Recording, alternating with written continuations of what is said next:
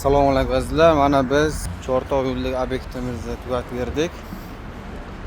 Teshiklarni teshib, kanalizatsiyaga.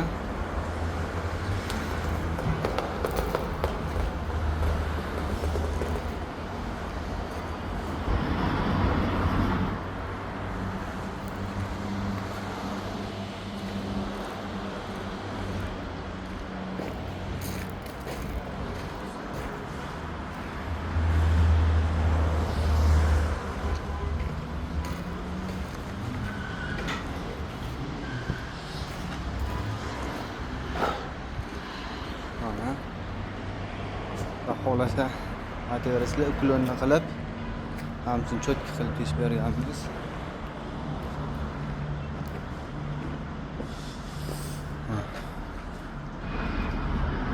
Bir